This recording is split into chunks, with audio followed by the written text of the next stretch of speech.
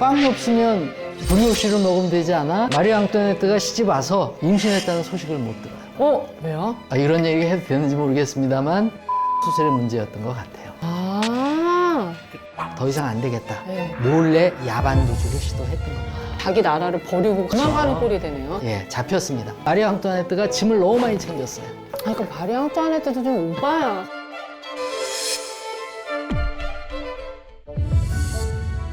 지난번 양귀비를 시작으로 인물로 보는 찐 세계사 그 두 번째 시간 마리 앙뚜아네트 편이에요. 아주셔서 감사합니다.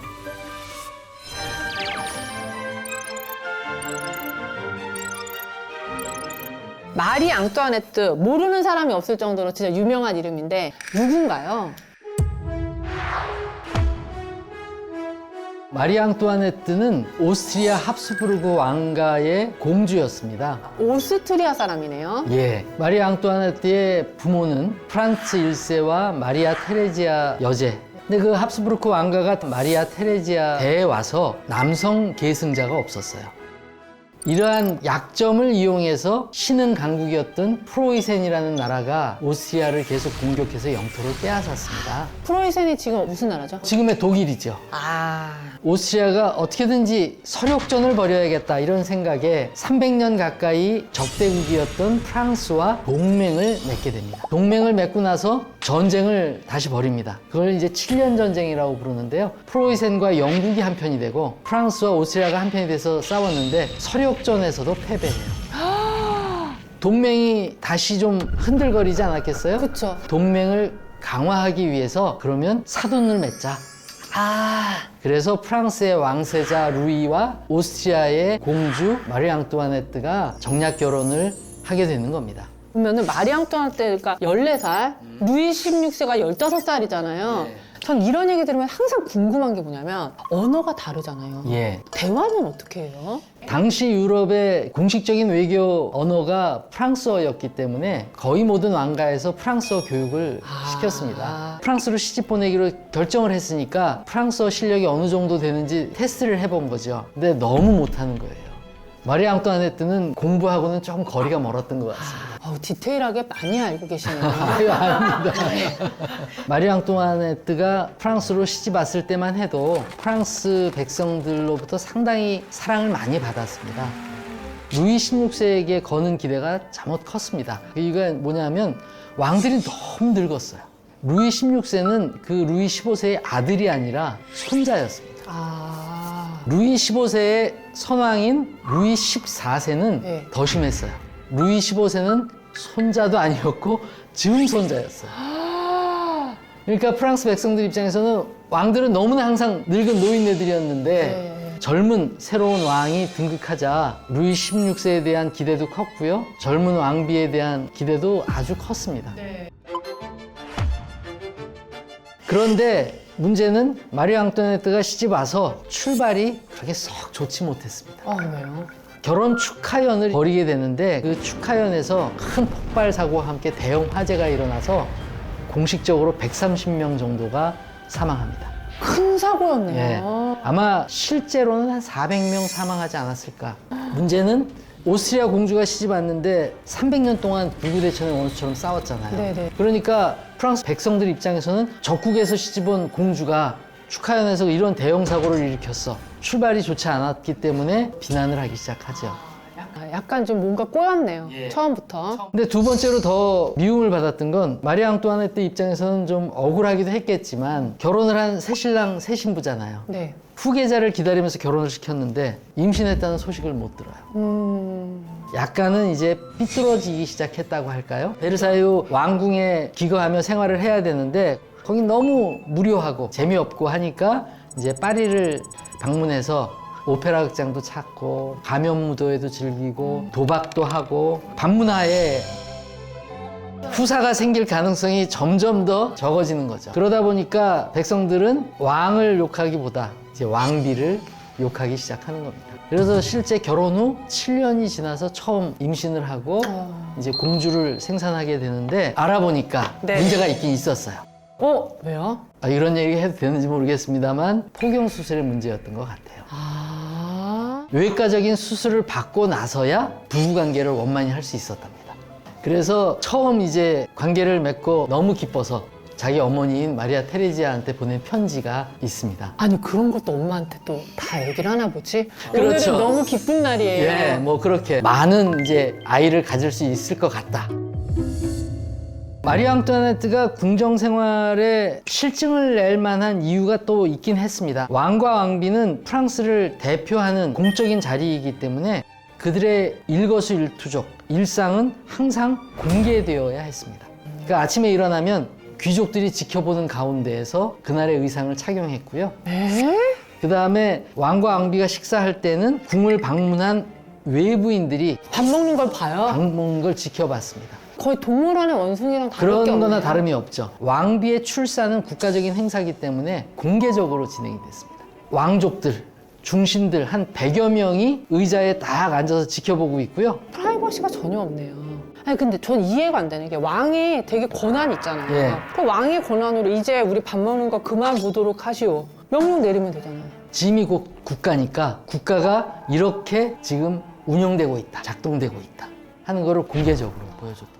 마리아 앙뚜아네트는 베르사유의 궁정 생활을 너무나 싫어했던 것으로 보입니다. 어쨌든 마리아 앙뚜아네트가 왕비다 보니까 왕실에서 쓸 수 있는 돈도 제법 많았고요. 그러니까 이제 사치를 하기 시작하는 거죠. 그래서 파티가 있고 연회가 있으니까 그럴 때 입고 나갈 의상을 비싼 돈 주고 맞춥니다. 이게 이제 소문이 나서 왕비가 나라 돈을 마구잡이로 쓴다. 이런 비난을 받았던 네. 거예요. 그러다가 1785년 목걸이 사건이 터지게 됩니다. 다이아몬드 목걸이 사건이라고 하는 것인데요. 왕비와 상당히 가깝다고 사기를 치고 다니고 있었어요. 추기경께서 그 보석을 바치면 왕비가 너무 기뻐하실 거다. 그 보석상들에게 접근해서 추기경이 사서 이렇게 할 거야. 중간에서 다리를 놓으면서 목걸이를 가로채버린 겁니다. 보석값을 다 받지 못한 보석상이 왕비한테 편지를 준 거예요. 왕비가 실제로 그 목걸이를 가지고 있을 거야? 아니면 왕비도 그 사실을 알았을 거야? 라고 하는 소문이 퍼지면서 그래서 오히려 유죄 판결을 받은 라모트 부인은 영웅시되고 이름을 도용당해서 명예가 실추되었다라고 하는 왕비는 이런 표현을 써도 되는지 모르겠지만 죽일년이 돼버립니다. 그러니까 이미 여론이 많이 악화되어 있는 상태에서 이런 상황이 터지니까 그렇죠. 더 안 좋아지는 거예요. 예, 그렇습니다. 여전히 계속 세간의 관심이 목걸이 사건에 집중되어 있을 때 재무 대신이었던 깔론느라고 하는 사람이 국왕에게 프랑스 정부의 재정 상태가 지금 너무나 어렵다라고 하는 보고를 올리고 세금을 새로 신설해서 귀족이나 성직자들에게도 세금을 걷어야겠다 건의안을 발표하자 세상 사람들이 다 생각한 거죠. 마리 앙뚜아네트가 그렇게 고가의 다이아몬드 사고 그렇게 사치하고 향락하니 국고가 온전할 리가 있겠냐 이러면서 왕비에게 다시 비난의 화살이 쏟아진 거예요. 근데 사실 재정이 안 좋은 가장 큰 이유는 전쟁을 너무 많이 치르면서 전비를 너무 많이 썼던 거예요. 왕실 예산은 전체 예산의 5%도 되지 않습니다. 그리고 그 중에서 왕비가 쓴 돈은 더 얼마 안 되지 않았어요. 미국 혁명과 연관이 있었습니다. 루이 16세가 미국 독립전쟁에 참전한 이유는 루이 14세 때부터 계속 영국과 전쟁하면 번번이 졌기 때문에 이걸 한번 서력해보겠노라 하는 마음에 전쟁에 참전을 했던 거고 그때 프랑스 왕정의 1년 예산의 약 3배가 되는 돈을 5년 동안의 전쟁에 투입을 했습니다. 그 많은 돈을 투자한 만큼 승리했어요. 그래서 미국이 독립했잖아요. 네, 그럼 그 승리함으로써 프랑스가 얻게 되는 효과는 100년 동안 전쟁할 때마다 영국한테 졌는데 이번에는 진짜 우리가 승리했어. 네, 그거 하나? 그거 하나죠. 뭐야. 명예를 얻긴 했지만 실익은 없었던 거예요. 자기 나라 사람들은 지금 먹을 게 없어서 이러고 있는데. 그렇죠. 그래서 결국에는 재정 문제 때문에 산부회가 소집되고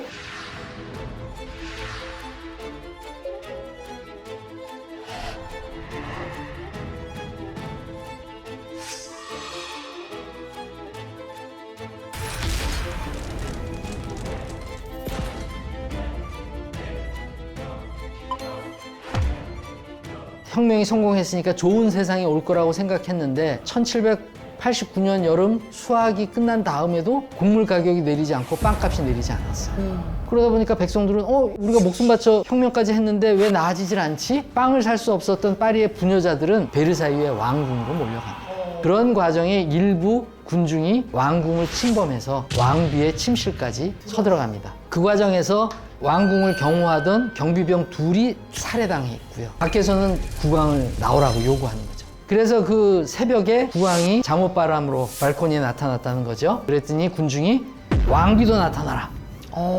그 정도로 여론이 안 좋아요. 근데 그 여론을 잠재우기 위해서 국왕 일가가 선택했던 방법은 파리 군중들을 따라서 베르사유를 떠나 왕이 파리로 거처를 옮기는 거였어요. 그게 민중들이 원했던 거예요? 예. 왜요? 왕이 파리에 계시면 왕이 있는 도시에 식량 공급이 원활하게 이루어질 거니까. 루이 16세와 마리 앙뚜아네트는 그 요구를 받아들여서 파리로 거처로 옮깁니다. 근데 이 사건이 프랑스 혁명의 어떤 흐름을 완전히 바꿔놓은 것이라고 할 수 있는데요. 이 이주한계요? 예. 네. 왜냐하면 왕이 이제 혁명의 수도인 파리의 민중들의 포로가 된 것이나 다름없기 때문이죠. 60만 명이나 되는 파리 주민들과 맞서 싸울 수 없는 거고. 그래서 2년 동안 파리에 있다가 더 이상 안 되겠다. 네. 1791년 6월 20일 날 자정에 몰래 야반 도주를 시도했던 겁니다. 어디로요? 가려고 그랬어요? 바로 마리 앙뚜아네트의 친정인 오스트리아의 영토였습니다. 거기 가면 뭔가 안전하겠죠. 그렇죠. 네. 그러나 국왕이 자기 나라를 버리고 그렇죠. 도망가는 꼴이 되네요. 그렇죠. 근데 잡혔어요? 예, 잡혔습니다. 국경에서? 바렌느라고 하는 조그만 마을에서 국왕 부처의 마차가 포위되고 더 이상 나갈 수 없었습니다. 일단 마리 앙뚜아네트가 짐을 너무 많이 챙겼어요. 그러니까 마리 앙뚜아네트도 좀 오빠야. 상황이 그러면. 그래서 그냥 보통 사람이 보기에도 저 마차는 보통 사람의 마차가 아니다. 그리고 또 일설에 의하면 가다가 생무느라고 하는 도시가 있는데요. 네. 그 도시의 특산 요리가 돼지 족발탕입니다. 그걸 또 먹겠다고 내렸어요? 예, 그랬답니다. 그 족발탕은 그 나중에 오스트리아 가서 먹어도 되는 거를. 마차가 너무 수상한데 그래서 가서 패스포트를 보자고 지금으로 치면 신분증을 보는 불신 검문을 한 거죠. 아. 국왕의 상태가 보니까 일치하지 않아요. 이게 수상해. 그래서 파리로 급히 연락을 해서 국왕이 여기 와 계신데 그러니까 난리가 났죠. 혁명가들이. 그리고 이제 파리로 압송하라고 명령을 합니다. 국왕의 권위를 거기서 완전히 잃어버렸는데 1792년 9월 21일 날 공식적으로 왕정을 폐지해버립니다. 그럼 이제 왕이 아니고. 왕이 아닌 거죠. 왕비도 아니고. 어쨌든 유폐돼서 있었는데 왕이 파리에서 거처하던 띨르리 궁에 비밀 금고가 발각이 됐습니다. 그 안에 국왕 루이 16세와 왕비 마리 앙뚜아네트가 친필로 쓴 편지들이 발견된 거예요. 네네. 근데 그 편지의 내용이 오스트리아 황제인 마리 앙뚜아네트의 친정 오빠죠. 네. 오빠에게 우리를 구해주려면 프랑스와 전쟁을 할 수밖에 없다. 국왕 부처가 오스트리아와 편지로 내통하면서 전쟁이 일어나게끔 유도를 했어요. 이건 말이 안 되는 일 아니에요? 그렇죠. 국가를 배신한 거죠. 그래서 자기네 살려고? 그렇죠. 증거를 확실하게 잡은 거죠. 그래서 1792년 12월에 국왕재판이 시작되고요. 1793년 1월 21일 날 루이 16세가 단두대에서 목이 잘렸고 1793년 10월 마리 앙뚜아네트마저 이제 단두대에서 처형당합니다. 네.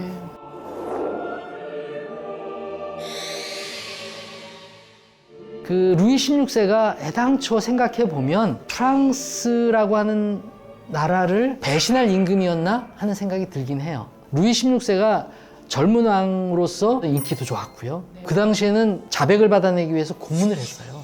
근데 루이 16세가 볼 때 이건 너무나 불합리해. 고문 금지시킵니다. 그리고 백성으로 프랑스에 사는데 유대교를 믿는다고 시민권 안 줘. 이거 말이 안 돼. 그래서 유대인들에게 시민권 인정하는 법안도 만들고요. 그래서 여러 가지 면에서 개혁적인 군주였는데 혁명이라고 하는 사건에 맞닥뜨려서는 루이 16세기에 있어서는 이건 우리 조상들이 대대로 싸우면서 지켜왔던 우리 집안의 재산인데 프랑스라는 나라는 그러니까 집안의 재산처럼 생각하는 거예요. 그런데 이걸 백성들이 무지막지하게 폭력으로 빼앗아가 그럼 내가 처가의 도움을 받아서라도 좀 내 재산을 지켜야겠지. 이렇게 생각했던 것 같아요. 그런 점에서 프랑스 혁명이 국가에 대한 사람들의 생각을 완전히 바꿔놓은 겁니다. 네. 그전에는 사람들, 백성들도 프랑스라는 나라는 부르봉 왕가 거야 이렇게 생각했는데 그게 아니고 이젠 우리 거야. 예, 프랑스 혁명이 근대 혁명의 그렇죠. 시초잖아요. 그렇죠. 그러면 이 프랑스 혁명을 통해서 우리가 왕을 내쫓을 수 있구나, 바꿀 수 있구나라는 거를 깨닫게 된 큰 계기고 그 옆나라 백성들도 프랑스 혁명을 보면서 시민혁명이 이렇게 큰 힘을 발휘할 수 있구나 그렇죠. 다 알게 해준, 일깨워준 커다란 혁명이다. 합니다. 그럼요. 그런 거에 좀 의의가 있는 것 같아요. 예. 저는 이번 또 수업을 통해서 좀 몇 가지 느낀 점이 있습니다. 먼저 급하게 보따리를 쌀 때는 너무 또 옷가지를 많이 챙겨서는 안 된다. 예. 빨리 나가야 되는데 너무 많이 챙기면 또 꼬리를 잡힐 수가 있고요. 두 번째는 약속 시간이 있는데 중간에 휴게소에 내려서 뭘 먹고 가면 오늘 이렇게 귀한 말씀 들려주셔서 감사합니다. 예, 감사합니다. 천재가 되자 천재가 되자